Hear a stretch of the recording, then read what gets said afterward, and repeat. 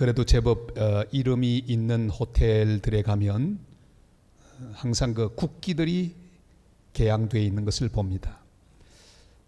그냥 그러던 국기가 아니라 지금 현재 이 숙소에 여기서 온 나라 백성들이 묵고 있다고 하는 표시가 됩니다.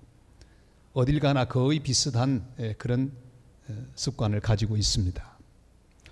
어떤 왕이 다스리는 나라에는 그가 사는 왕궁에 깃발이 개양될 때가 있습니다. 그것은 왕이 그 왕궁에 있을 때 깃발이 개양이 되고 왕이 왕궁 바깥으로 나가 있으면 그 깃발을 내린다고 합니다. 그러니까 흔들리는 그 깃발은 이런 의미를 가지고 있죠. 우리의 왕이 지금 여기 계신다. 늘 왕의 말을 들을 준비를 하고 왕에게 순종할 준비를 하라 하는 그런 의미가 되겠습니다. 그리스도인은 누구입니까? 바로 왕이신 예수 그리스도를 모시고 있는 사람입니다. 왕을 모시고 있기에 흔들리는 깃발을 달고 사는 사람, 그가 바로 그리스도인입니다. 예수 그리스도를 모시고 있으면 깃발이 흔들립니다. 기쁨의 깃발이 흔들립니다. 평화의 깃발이 흔들립니다. 안식이 있습니다. 화목이 있습니다. 용서가 있습니다. 그리고 어떤 경우에도 왕만을 섬기는 순종의 깃발이 흔들리는 삶을 사는 사람, 그가 바로 그리스도인들입니다.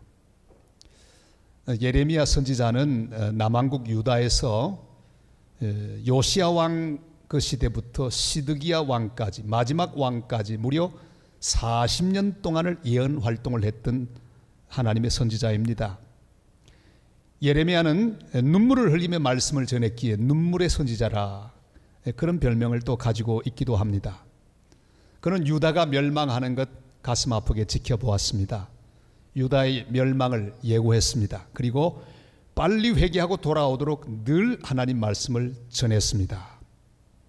그럼에도 불구하고 남왕국 유다는 주전 586년 바벨론에 의하여 패망하고 말았습니다.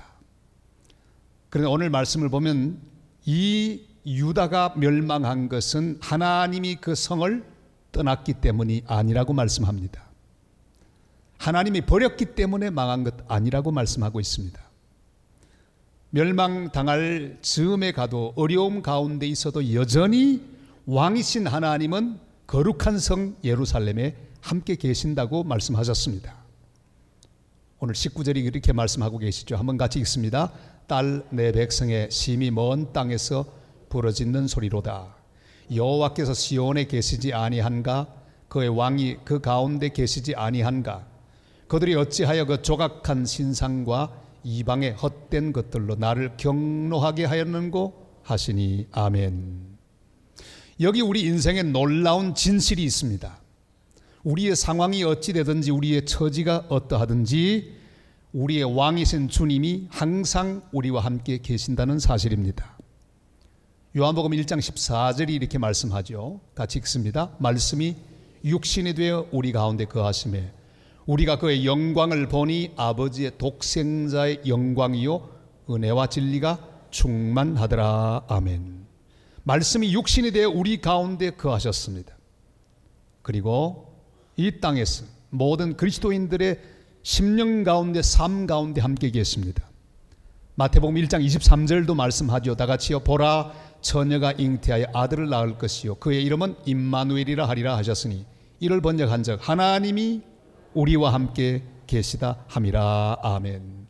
임마누엘, 하나님이 우리와 함께 계시다.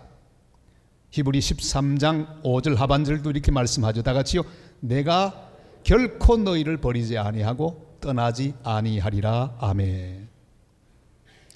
살다 보면 하나님이 안 계신 것 같은 순간을 만날 때가 있습니다.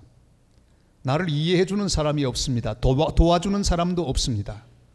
억울하기 거지없는 순간을 만납니다. 혼자밖에 없는 것 같습니다.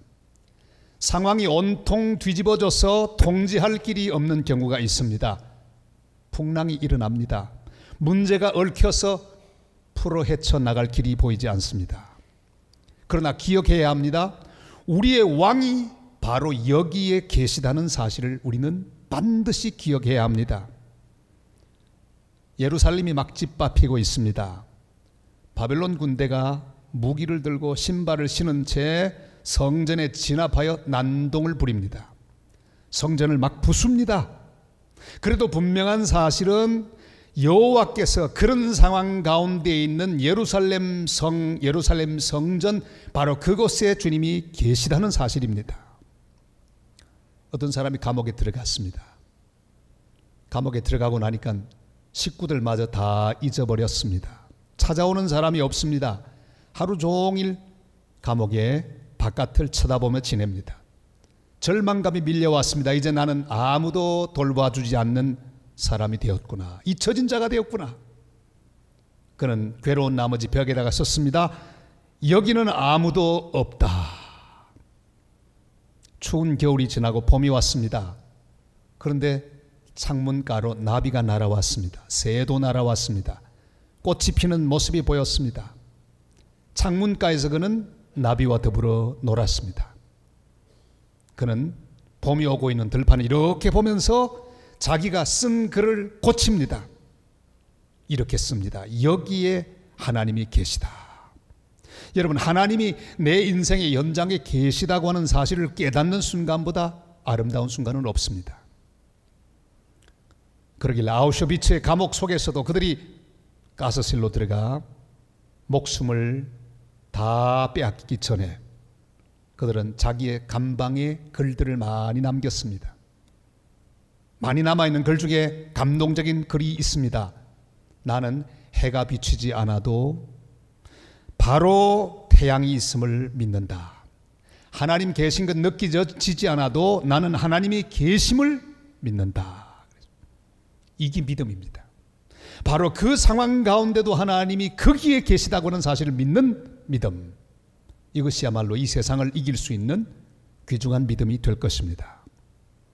우리에게 쓰라린 고통스러운 많은 기억들이 있습니다.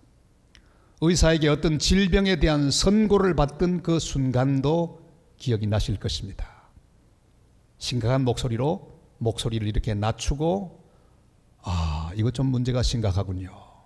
아찔한 순간을 경험하신 성도들도 계실 것입니다. 그러나 바로 그 병실에 주님이 계셨습니다. 실패하여 쓰러져 있을 때에도 주님은 거기 계셨습니다. 주님을 부인한 베드로처럼 눈물로 참회하던 다굴던 밤에도 주님이 거기 계셨습니다.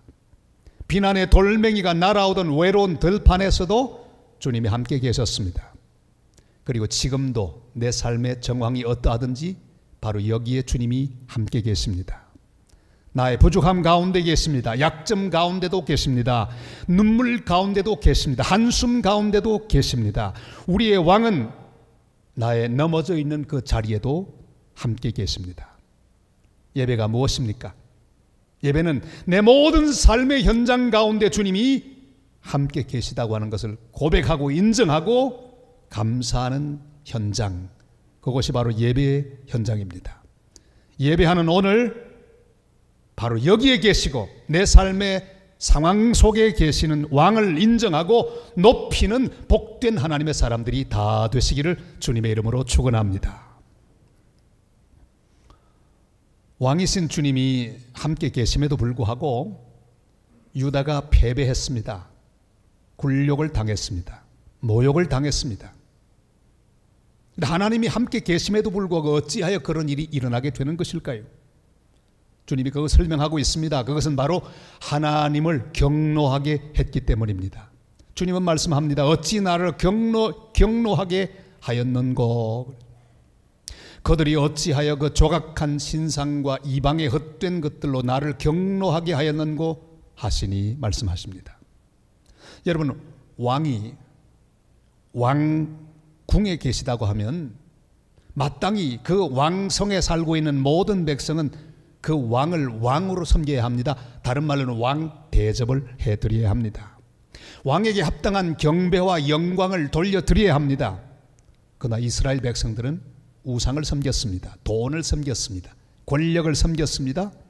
그래서 왕이신 하나님께서 경노하셨다고 말씀하고 계십니다. 여호수아는 하나님과 우상 사이에서 머뭇거리는 이스라엘 백성들에게 결단을 촉구합니다. 그 내용이 바로 여호수아 24장 14절로 15절 말씀에 기록되어 있죠. 같이 읽습니다. 그러므로 이제는 여호와를 경외하며 온전함과 진실함으로 그를 섬기라. 너희의 조상들이 강 저쪽과 애굽에서 섬기던 신들을 치워버리고 여호와만 섬기라. 만일 여호와를 섬기는 것이 너희에게 좋지 않게 보이거든 너희 조상들이 강 저쪽에서 섬기던 신들이든지 또한 너희가 거주하는 땅에 있는 아모리 족속의 신들이든지 너희가 섬길 자를 오늘 택하라. 오직 나와 내 집은 여호와를 섬기겠노라 하니. 아멘. 하나님을 왕으로 섬겨야 합니다. 하나님을 하나님 되게 섬겨드려야 합니다. 그런데 하나님을 왕으로 섬기는 모습이 마치 대원군이 고종대하듯 하면 곤란합니다. 우리는 그 역사를 잘 알고 있습니다. 고종이 나이 12살 때 조선 왕이 되었습니다. 대원군은 섭정이 되었습니다. 그리고 실제적인 왕은 대원군입니다. 자기 아들 고종은 그냥 어린 왕, 자리에 앉아있는 허울뿐인 왕이었습니다. 거기까지는 이해가 됩니다. 그런데 그가 20살이 되었으면 마땅히 왕권을 넘겨주어야 합니다. 그가 통치하도록 하고 신하로 돌아가야 합니다. 그럼에도 불구하고 대원군은 자리를 내어놓지 않았습니다. 끝까지 아들의 그 자리를 자기가 차지하기 위하여 그렇게 애를 썼던 역사를 우리는 기억하고 있습니다. 왕을 이용해서 자기가 계속 왕 같은 권력을 유지하기를 원했습니다. 여러분, 왕이신 주님을 모시고 산다면 참된 왕으로 섬겨야 합니다. 이름만 주님이라고 부르면 안 됩니다. 왕이신 하나님 불렀으면 왕으로 섬기고 왕으로 높여드려야 합니다. 주님으로 불렀으면 나의 주인이라고 하는 구체적인 고백과 더불어 주인으로 섬기는 그런 삶이 내 속에 있어야 합니다. 독일의 리벡 교회 낡은 벽에는 이런 글이 기록되어 있습니다. 주는 우리에게 말씀하신다. 너희 나를 주라 부르면서 따르지 않고 너희는 나를 빛이라 부르면서 우러러보지 않고 길이라 부르면서 따라 걷지 않고 삶이라 부르면서 의지하지 않고 슬기라 부르면서 배우지 않고 깨끗하다 하면서 사랑하지 않고 부하다 하면서 내게 구하지 않고 어질다 하면서 내게 오지 않고 존귀하다 하면서 섬기지 않고 강하다 하면서 존경하지 않고 의롭다 하면서 두려워하지 않으니 그런즉 너희를 꾸짖을 때 나를 탓하지 말라. 주인이라고 부르는데 이름만 주인, 왕이라고 부르는데 이름만 왕일 뿐 여전히 내가 왕일 경우가 얼마나 많습니까? 주님을 그저 나를 왕되게 하는데 필요한 존재로 섬길 뿐입니다. 얼마 전에 우리의 기억 속에 남아있는 비참한 사건이 있습니다. 바로 미국의 사우스캐롤라이나 총기 사건입니다. 그 범인은 백인 우월주의자인 딜린 러프입니다. 바로 이 친구죠. 그는 흑인 교회 성경 공부반으로 잠입해서 9명을 죽였습니다. 그런데 더 기가 막힌 것은요, 그 죽은 9명의 부모들이 보여준 귀한 모습이었습니다. 그들은 다 용서했습니다. 어떤 어머니 이렇게 고백합니다. 내 살점 하나하나가 아프고 이전처럼 살지 못하겠지만 우리는 당신을 용서한다. 하나님이 축복하시기를. 더 놀라운 고백이 있습니다. 26살의 아들 샌드스를 잃어버린 어머니 펠리사, 그는 이렇게 고백합니다. 너는 내가 알고 있는 가장 아름다운 사람을 죽였다. 하지만 성경 공부 시간에 말한 대로 너를 용서한다. 하나님께서 자비를 베푸시기를. 뉴욕 타임즈도 감동을 해서 이렇게 논평을 했습니다. 그들의 삶은 성경 공부의 연속이었다 그랬어요. 여러분, 성경 공부한 것이 귀하다고 하면 성경 공부하고 난 다음에 말씀대로 내가 고백하고 살아가는 삶은 더 위대합니다. 근데 놀라운 것은 이 살인범 딜런 러프도 성경 공부를 했던 사람입니다. 성경 공부에 참여했습니다. 공부하면 뭐 합니까? 공부를 했지만 하나님 말씀이 자기의 삶을 주장하지 못했습니다. 여전히 자기가 가지고 있는 백인 우월주의 철학, 그것을 따라서 흑인들을 죽였습니다. 왕이신 주님을 모시고 있어도 참된 왕으로 섬기지 않으면 아무런 소용이 없습니다. 하나님 말씀을 듣고 공부하고 있어도 그 말씀이 나의 생각과 내 모든 철학을 주장하고 나를 인도하고 나의 삶을 지배하지 않는다면 그 말씀이 무슨 소용이겠습니까? 사랑하는 성도 여러분, 왕이신 하나님이라고, 그 왕이 내 속에 계신다고 고백하시거든 왕을 왕되게 하시는 하나님의 거룩한 백성들이 되실 수 있기를 바랍니다. 우리의 삶이 여러 가지 문제와 어려움에 봉착할 때가 있습니다. 우리 할 일이 무엇입니까? 보통은 그렇게 생각하죠. 어려움이 생기면 그 문제를 해결하기 위하여 동분서주합니다. 사람을 찾아다니고 방법을 강구합니다. 그러나 참된 해결은 우리의 왕이신 주님과의 관계를 점검해 보는 일입니다. 내가 그를 진정으로 왕으로 섬기고 있는지 그렇지 못한지를 다시 확인해야 합니다. 하나님을 경노하게 한 내 삶의 우상들을 고백하고 회개해야 합니다. 그래서 우리 하나님을 참된 왕으로 섬기는 복된 성도들이 다 되시기를 주님의 이름으로 축원합니다. 우리의 왕이신 주님은 우리가 치료받지 못하고 해결받지 못하고 사는 모습을 보고 안타까워하십니다. 왕은 그가 보호하고 그가 다스리는 백성들의 안위에 대하여 관심이 많으십니다. 하나님의 백성, 왕이 다스리는 하나님 백성들이 고통 가운데 있는 것 보고 하나님의 마음이 불편하십니다. 그리고 말씀합니다. 너희들이 치료받지 못함이 어찌미뇨, 그렇게 말씀하고 있습니다. 우리 22절 말씀을 같이 읽습니다. 길라앗에는 유향이 있지 아니한가, 그곳에는 의사가 있지 아니한가, 딸 내 백성이 치료를 받지 못함은 어찌 됨인고. 아멘. 왕이신 하나님은 모든 해결책을 가지고 계십니다. 모든 방법을 가지고 계십니다. 모든 문제의 답을 가지고 계십니다. 길라앗의 유향을 가지고 계십니다. 치료하실 비법을 가지고 계십니다. 치료하실 의사를 가지고 계십니다. 그렇기 때문에 그 모든 것을 가지신 우리의 왕 앞으로 나아가는 것, 그것이 우리의 답입니다. 왕에게 돌아가는 것이 우리의 희망입니다. 그래서 호세아 6장 1절 2절이 이렇게 말씀하고 있지 않습니까? 같이 고백합니다. 오라 우리가 여호와께로 돌아가자. 여호와께서 우리를 찢으셨으나 도로 낫게 하실 것이요 우리를 치셨으나 싸매어 주실 것임이라. 여호와께서 이틀 후에 우리를 살리시며 셋째 날에 우리를 일으키시리니 우리가 그의 앞에서 살리라. 아멘. 오라 우리가 여호와께로 돌아가자. 모든 문제의 해답은 주님께로 돌아가는 것입니다. 지금부터 오래전에는 사람들이 전염병으로 많이 죽었습니다. 이유를 모르는 병 가운데 노출되어서 해결책이 없는 가운데 사람들이 죽어갔습니다. 아이를 낳고 산모들이 죽어가는 그런 질병이 있었습니다. 산욕열이라고. 세계 모든 여성들, 유럽의 여성들 무려 4분의 1 이상이 죽어갔습니다. 의사들은 열심히 연구했습니다. 어떻게 하면 살릴 수 있을까? 이 원인이 뭘까? 열심히 연구를 했습니다. 아무도 원인을 몰랐습니다. 그런데 27살 난 젊은 의사 아그네스 제델 바이스라는 사람이 문제를 알았습니다. 그리고 발표를 했습니다. 손을 씻기만 해도 병을 예방할 수 있다. 지금 생각하면 너무너무 웃기는 이야기, 다 아는 이야기지, 평범한 이야기지만 그 당시는 충격적인 방법이었습니다. 손을 씻는 것, 의사들이 손을 씻는 것, 그것이 중요하다고 하는 발표를 했을 때 비판의 목소리가 들끓었습니다.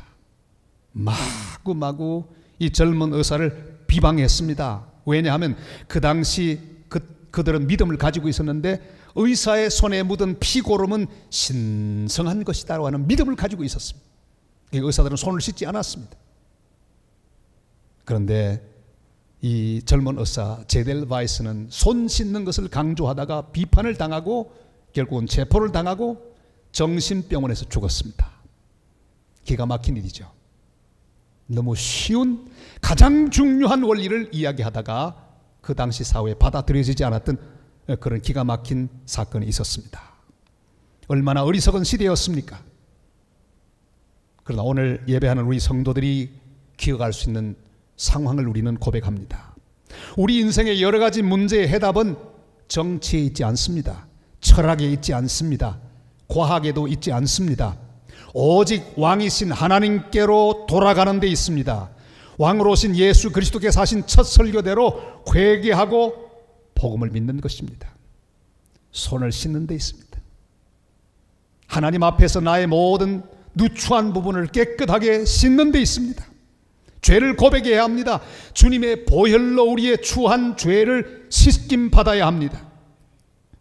사도행전에서 베드로가 복음을 전했을 때 사람들이 이렇게 반응했습니다. 형제들아 우리가 어찌할꼬?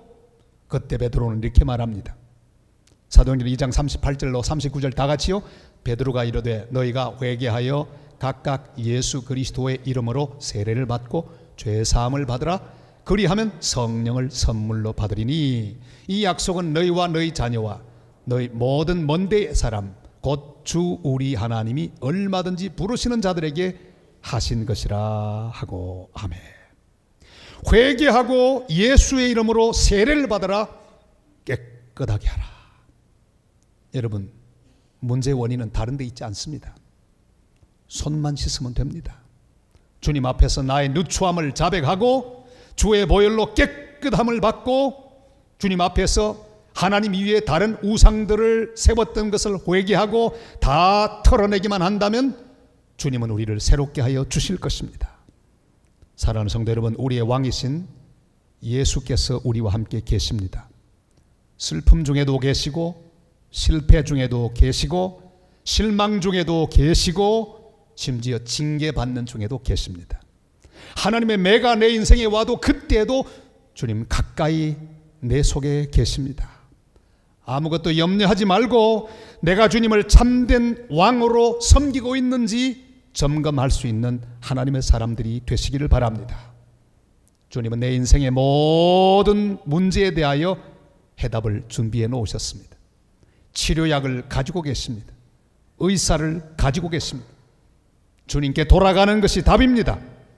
아무것도 두려워하지 말고 주님께로 돌아가는 하나님의 사람들이 되시기를 바랍니다. 모든 우상들을 버리고 신상들을 깨트려 버리고 하나님만을 참된 왕으로 섬기는 하나님의 사람들이 되시기를 바랍니다. 그래서 우리의 왕이신 주님이 기쁨으로 우리를 위하여 일하고 능력을 베푸시고 역사하셔서 우리를 어금 승리하게 하시는 귀한 은혜를 늘 체험하고 주님 앞에 살아가는 복된 왕이 다스리는 복된 백성들이 다 되시기를 주님의 이름으로 축원합니다.